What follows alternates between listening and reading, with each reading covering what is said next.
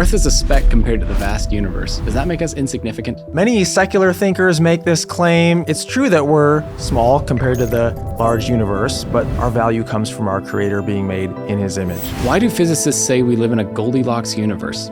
Because the universe is fine-tuned to allow life to exist. There are many parameters that have been discovered in physics, like the strength of gravity, the speed of light, the electromagnetic constant, that if these numbers were very different from the values they have, life would not be possible. And this means a creator must be responsible for us being here. So I've got a curveball for you. Okay. Why would God see us as significant? What's our point in this part of creation if He's created this vast universe?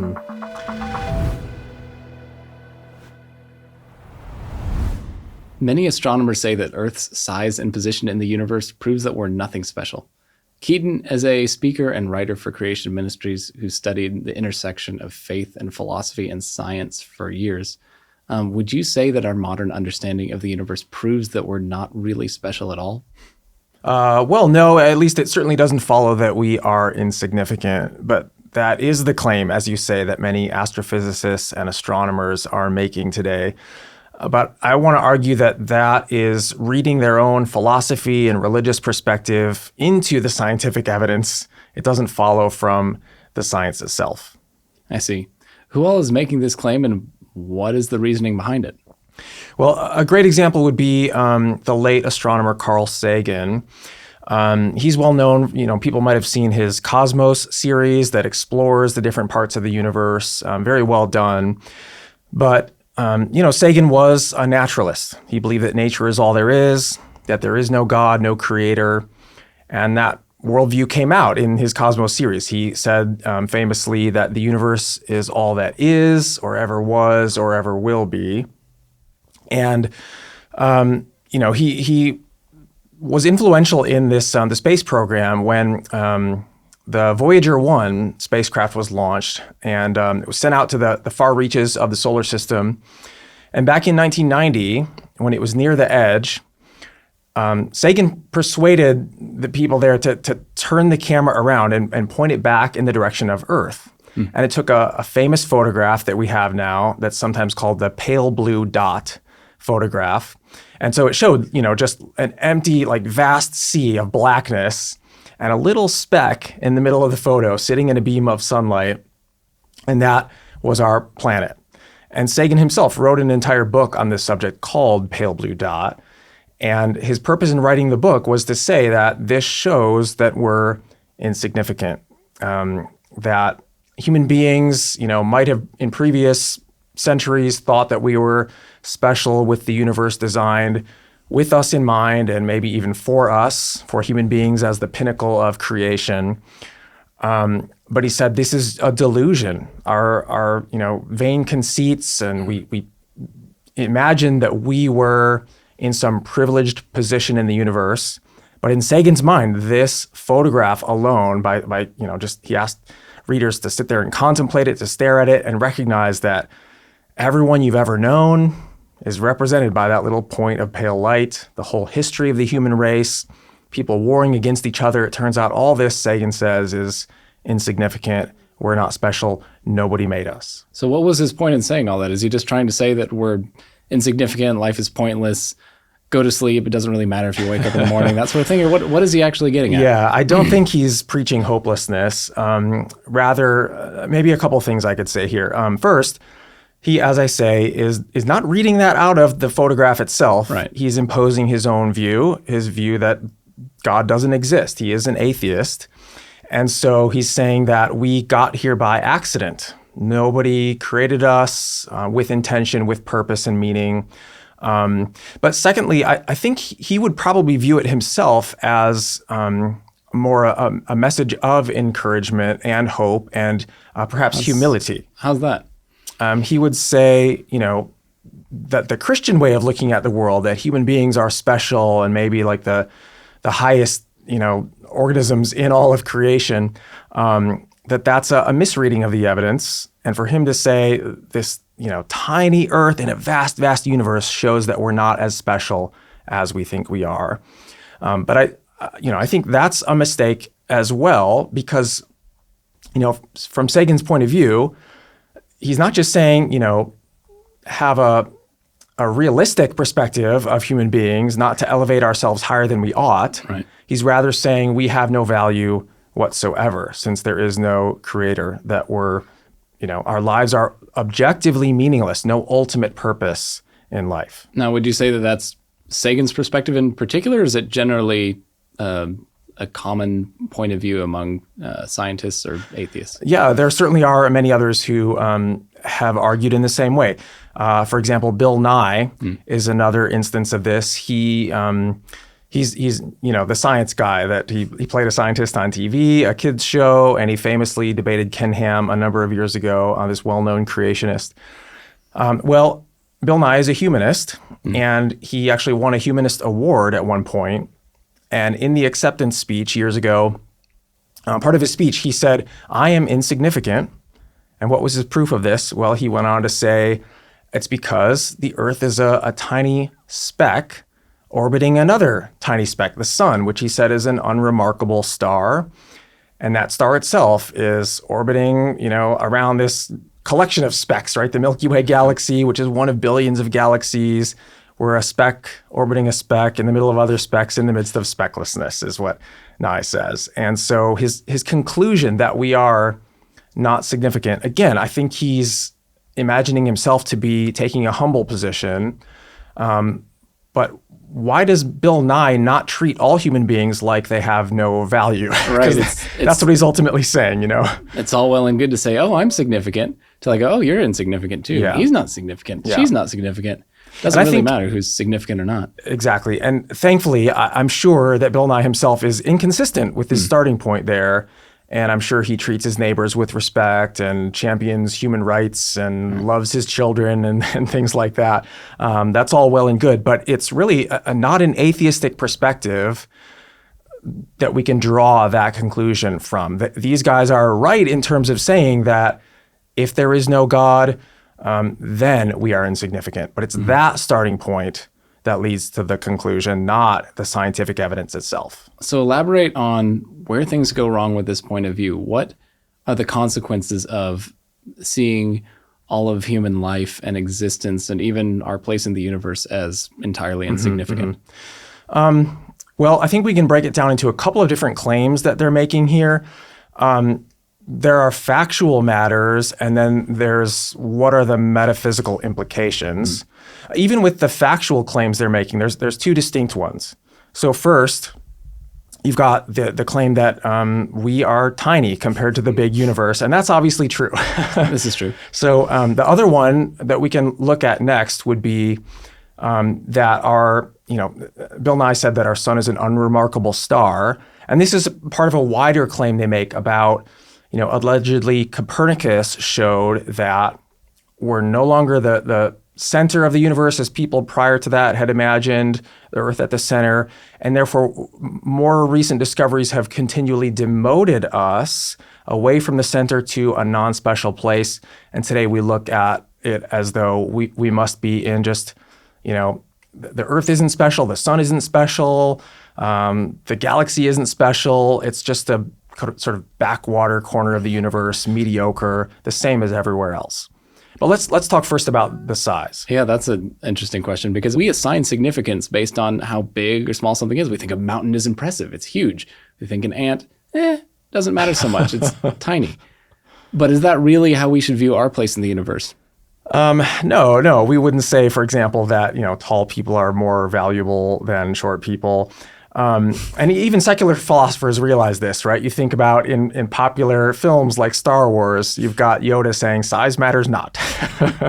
Or Dr. Seuss, he's got this character, Horton, the elephant, who recognizes that a person's a person no matter how small. And so I would say it's actually a category error to conclude from the fact that the Earth is tiny compared to the rest of the universe that means we are insignificant. Historically, this is not the way people understood that because it's not really a new discovery that the Earth is tiny compared to the distance to stars. Aristotle already was aware of that fact. He talked about the Earth being small compared to the vastness of the heavens. I can quote, even Roman emperors that made that point, and Claudius Ptolemy, writing in the 2nd century AD, he wrote this book called the Almagest, which is the textbook used on astronomy throughout the Middle Ages. He likewise said the Earth is like the size of a point compared to how far away the stars are. And yet these people did not conclude that therefore we are, scum or insignificant specks or anything like that. It's amazing that the ancients, even at that time, were able to do the math and figure out, if I'm here and if I look at a star from here and I look at a star over there, it doesn't really move. So it must be really far away. Yeah. The parallax trigonometry. They were able to work that out, at least to some, degree of accuracy. And yet they knew the Earth was really large as well. The Greeks, Eratosthenes, several hundred years before the time of Jesus, they'd already, to a pretty high degree of accuracy, they'd worked out the circumference of the Earth. That's pretty neat. So they knew, not as well as we understand it today. Sure, modern telescopes, once we recognized that what used to be called nebulae, these like pale, fuzzy blobs of stars, we eventually discovered those are entire galaxies. So the Milky Way is just one of many billions of galaxies. And so we have a better understanding of how vast the universe is today, but the ancients knew that it was really large, and yet they didn't conclude that we don't matter. Now, hold on, nebulae. I know we have nebulae today. What's the distinction between how the ancients thought of nebula and how we think of them now? Sure. There's still a modern, a star, as we define it today, is a condensed ball of burning hydrogen gas, whereas a nebulae, what we call a nebulae now, is a spread out, a cloud Diffused. of gas, essentially, out in space. The beautiful, pictures to look at if people want to search for those, NASA imagery and so forth. But prior to like Edwin Hubble, they used to also call these, like, with the best telescopes that we had, you could just see fuzzy blobs out in space, and we didn't realize at the time that that was actually a separate galaxy outside of our Milky Way. They called those nebulae as well. So two different types of nebulae. Thanks for clarifying. It's interesting just how much more there is always to learn about the universe God's put us in. Yeah. Now, all this reminds me of Psalm 8, where the psalmist says, what is man that you are mindful of him? You consider the heavens, you consider, our lives are like blades of grass. We don't last all that long, and we're not all that big in relation to the universe. Now, the biblical writers often contemplated their place in the universe and how it related to God. They felt small in comparison. That's true. I think Psalm 8 is a great example of this, that he says, when I consider the work of your fingers, God, the sun, moon, and stars that you put in place, what is man that you're mindful of him? So I think it's legitimate that it, considering the vastness and the power that's out there in the universe compared to a finite and frail human being should lead us to reflect on our own significance, right? And contemplate, are we all that special? But the psalmist doesn't conclude that therefore we're not significant. What's his conclusion? He says that God crowned humanity with glory and honor and put him in charge of the rest of creation. He talks about how we have dominion, which he's drawing from Genesis chapter 1, the dominion mandate, it's often called. So we're supposed to take care of the rest of the universe. And so, that means we have like meaning and purpose in life that God intended for us. And so, the Bible gives us a proper perspective to have what we talked about earlier, the right understanding of human beings, where, yes, we should be humbled, not elevating ourselves higher than we ought, to think that we're, gods like Oprah Winfrey says, but not devaluing ourselves either and thinking that we have no significance at all, because our significance comes from the fact that we were made by a God who cares about us. Even the writer of Ecclesiastes, who's always talking about how all is vanity and all these different things, his point is that apart from our service before God and apart from following him and apart from the value he gives us, there isn't really a point to life. We are insignificant without that. Right. So if it's just life under the sun alone, kind of, he seems to be contemplating, life and its meaning without factoring in God's intentions and purposes and so forth, then it is meaningless and all vanity. And talking about like our lifespans too, that should knowing that we only have so many years on this earth. We're like grass that withers away and flowers that fade. That should also lead us to a place of humility and contemplating that, we're not as great as we might often imagine. But, another one who talked about this is Blaise Pascal. He wrote this collection of thoughts called his Pensées. They were posthumously published. He died relatively young. But this work, he talks about human beings and their value. And he says, man is but a reed.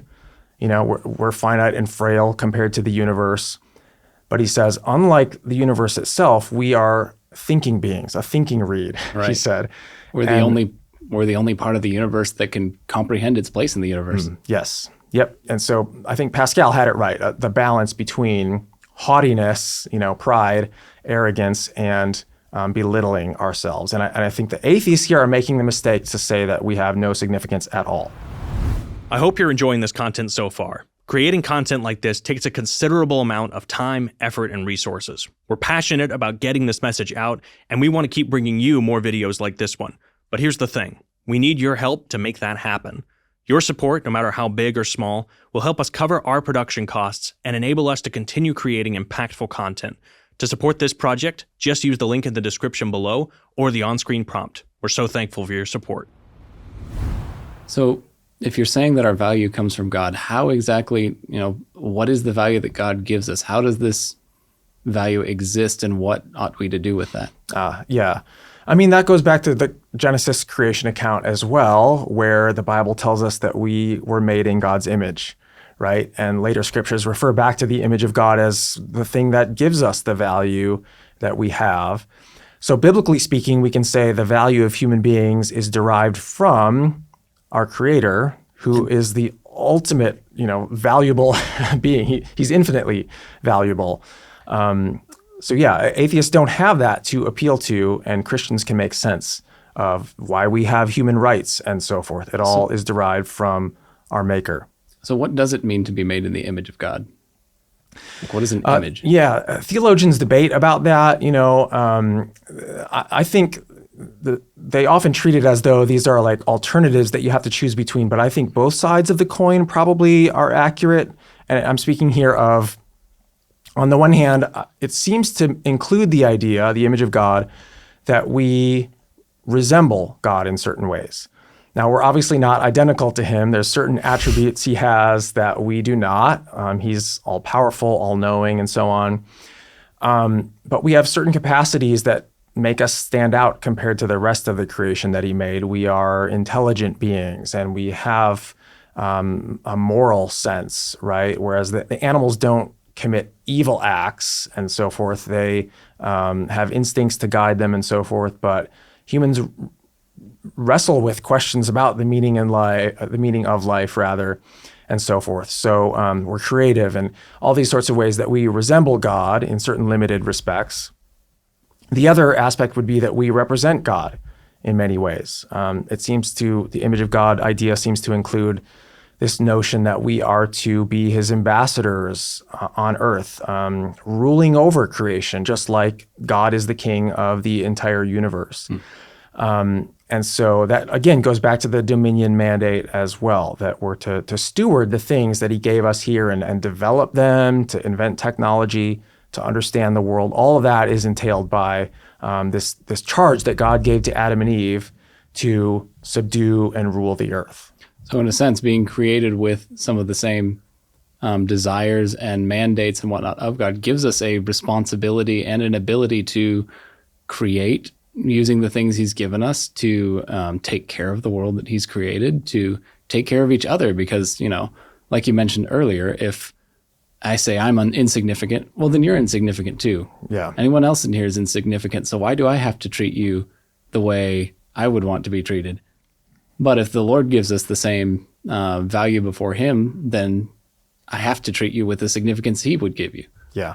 And it's sort of comparing these two worldviews, right? It's Right. If atheism is true, if there is no God, if we weren't designed, we're accidental byproducts of an evolutionary process, which is blind forces of nature that did not have us in mind, then our lives are ultimately without value, meaning, and purpose.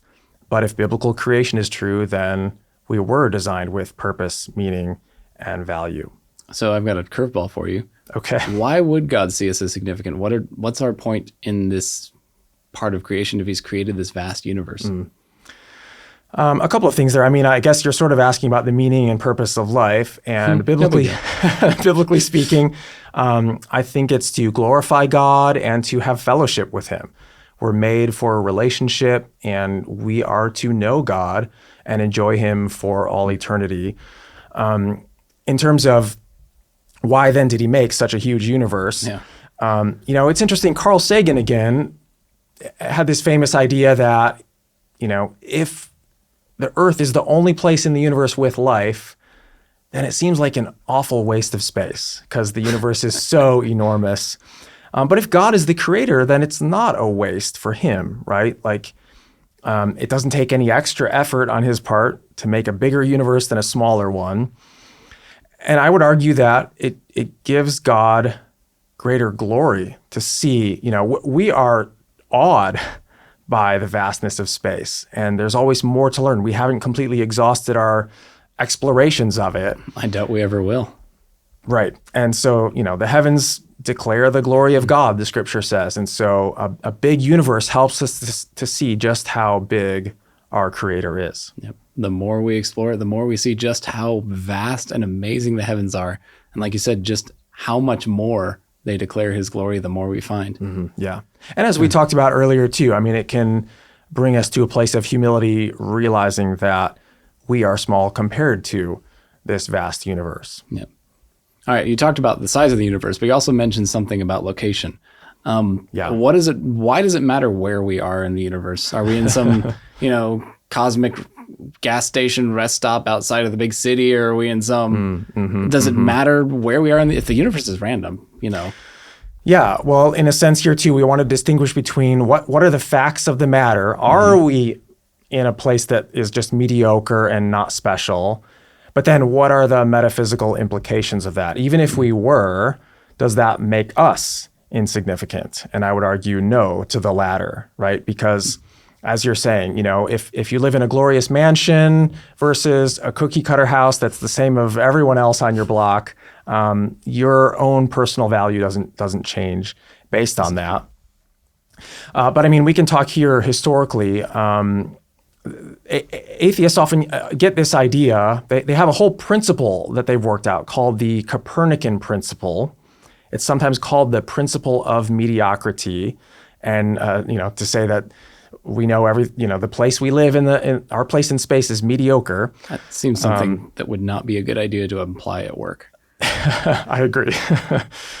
But this comes from a certain reading of history. So typically the story, told by men like Stephen Hawking and others, it goes like this. We used to think that the Earth was the center of the universe. And when Copernicus came along, he demoted Earth to no longer being the center, the place of importance, where God had specially created us.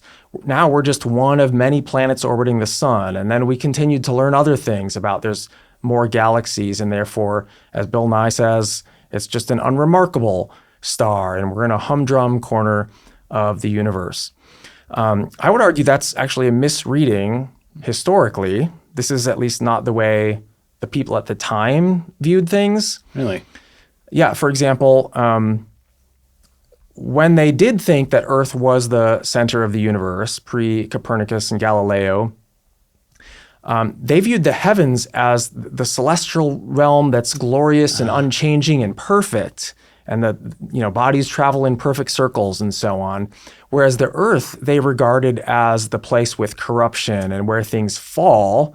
They thought of it as the bottom of the universe in a sense. I see. The Earth is the armpit of the universe. Yeah, you could put it like that. Or even worse, actually, if you look at like the medieval cosmologies where they wedded like a Ptolemaic understanding, a geocentric universe with Christianity, people like Dante in his Divine Comedy, to him, the surface of the Earth was an intermediate place between heaven And the real center of the universe was in the middle of Earth. Ooh. As you descend down the levels of hell to come to right in the heart was Satan's throne. Oh, fun. So Satan was at the center of the universe in that frame of reference. Right. You can see how it's not in their minds the best place to be, in fact.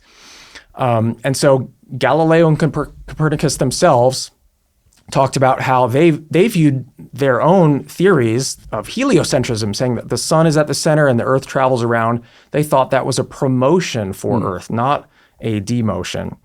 Gave them the ability to just observe the universe and kind of see all the glory of the heavens. Yeah, that was a big part of their argument too, where they're saying, look, we're not stationary in one spot, but as we orbit, that gives us a wider viewpoint so we can understand the heavens even better. Interesting. Yeah.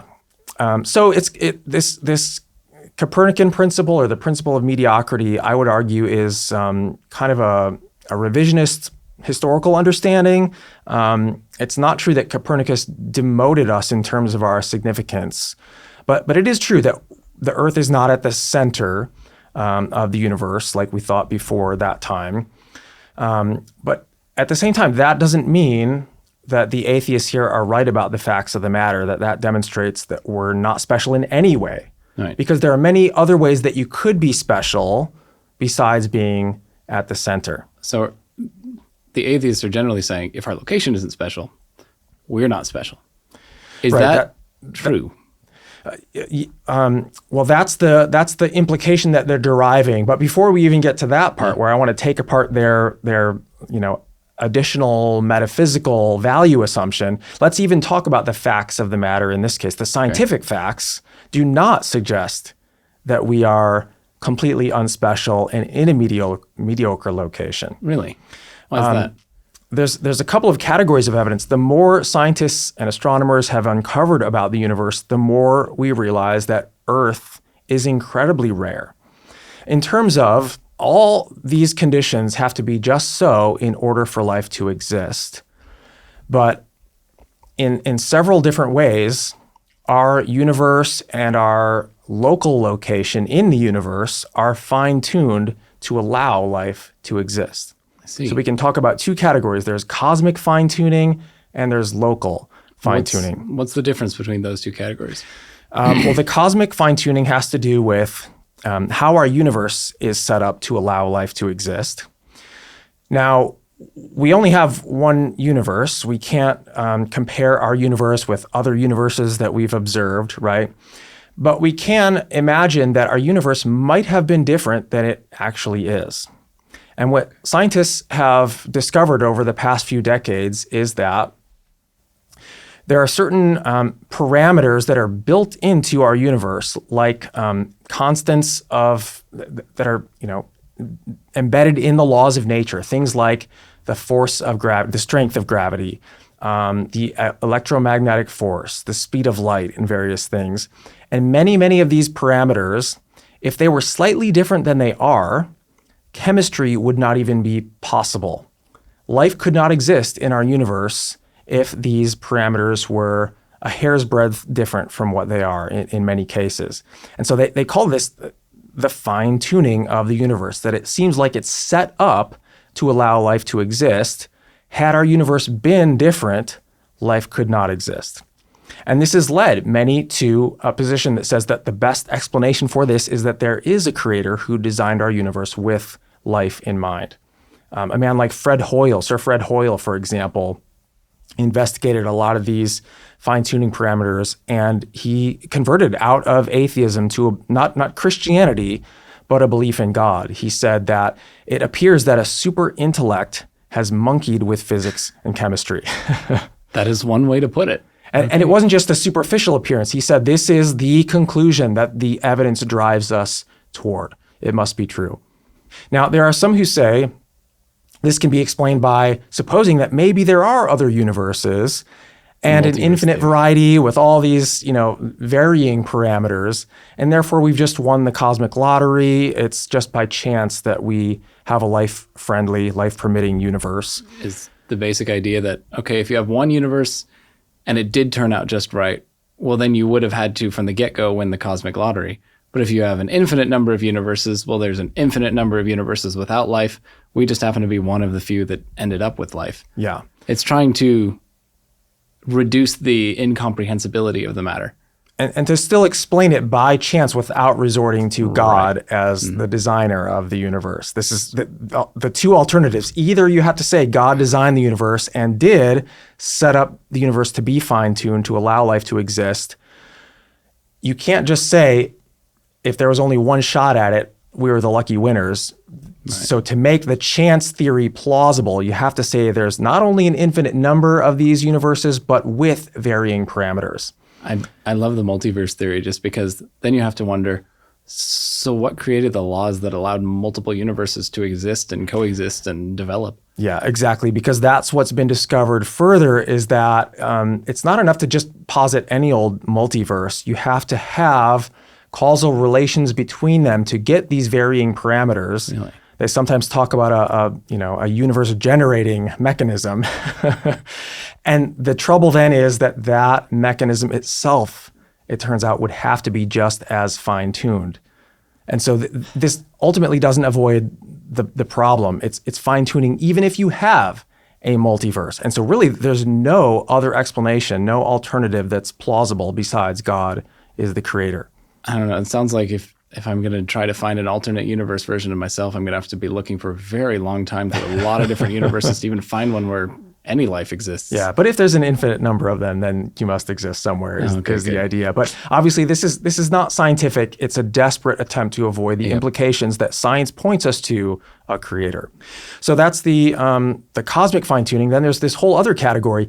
Even once you have our universe in existence, it doesn't mean there's just life everywhere.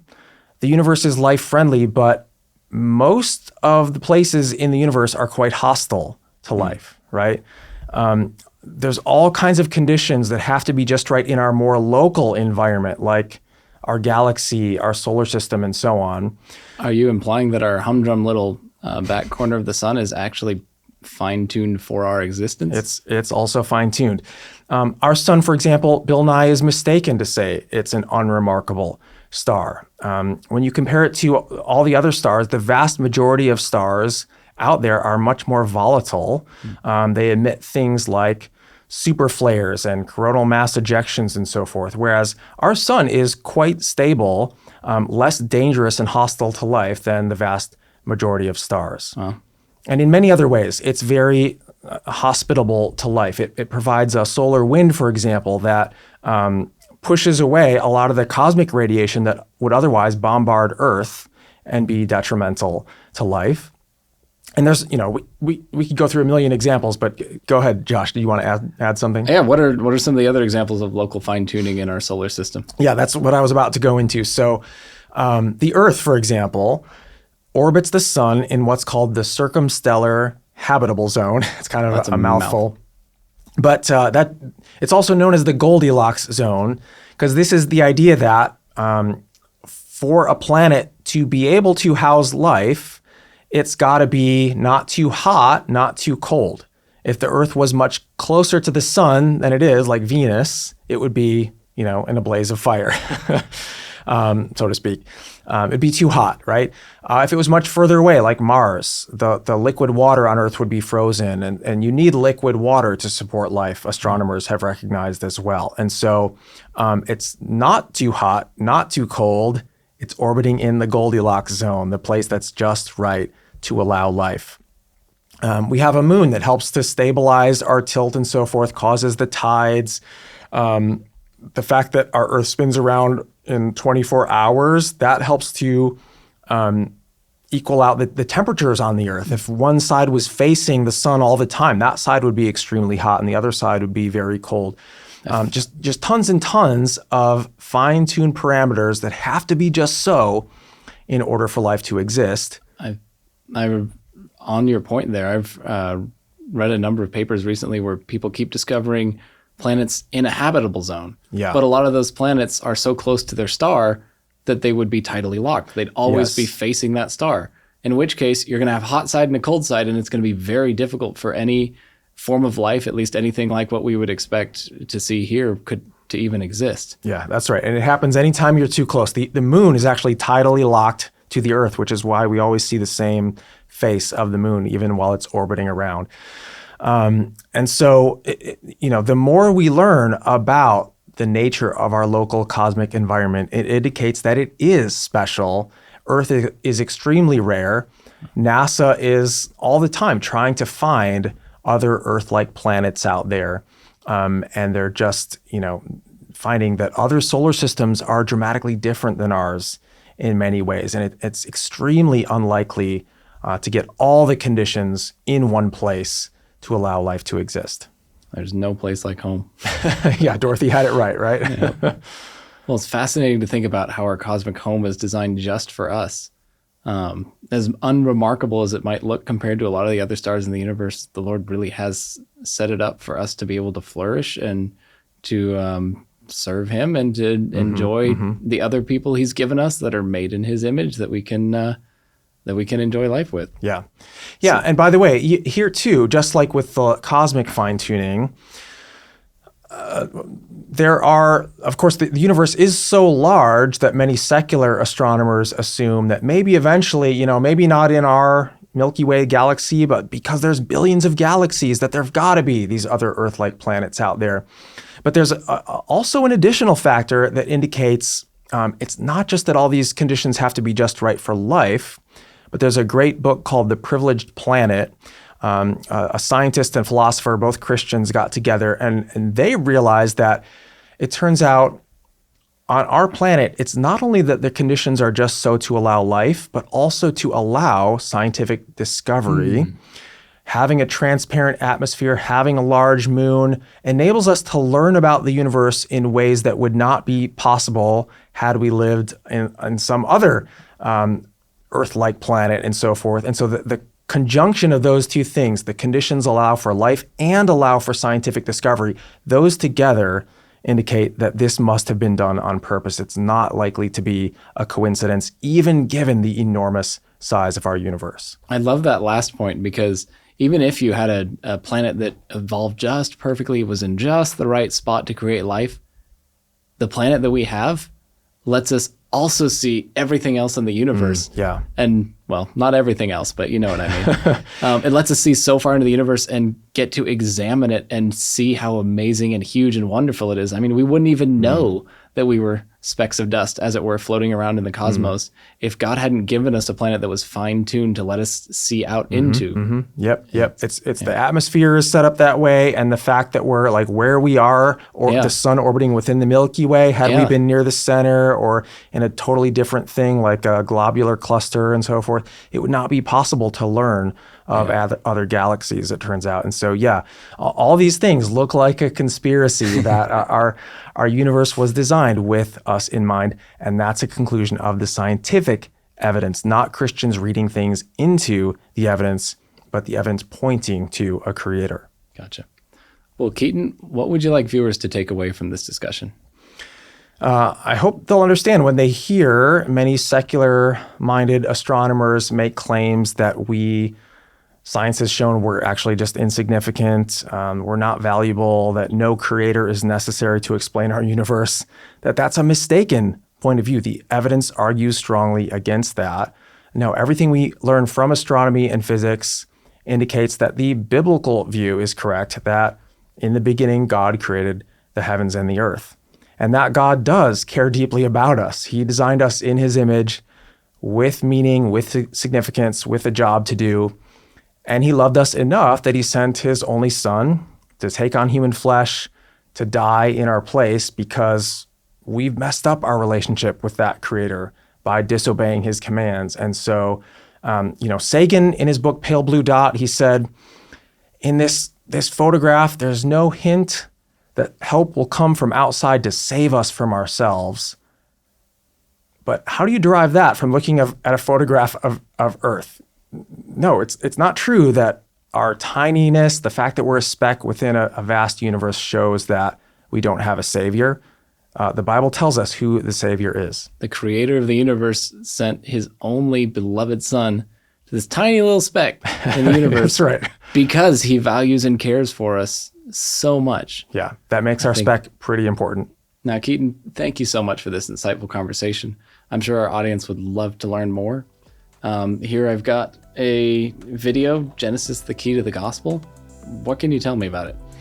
Sure. Well, this is a presentation on the importance of Genesis. It's kind of the bread and butter of our ministry, and we show that you can take Genesis at face value. It gives us the true history of the world, and the scientific evidence helps to back that up. So it's a great way for believers to get equipped with answers for our faith and show that the history in Genesis is reliable.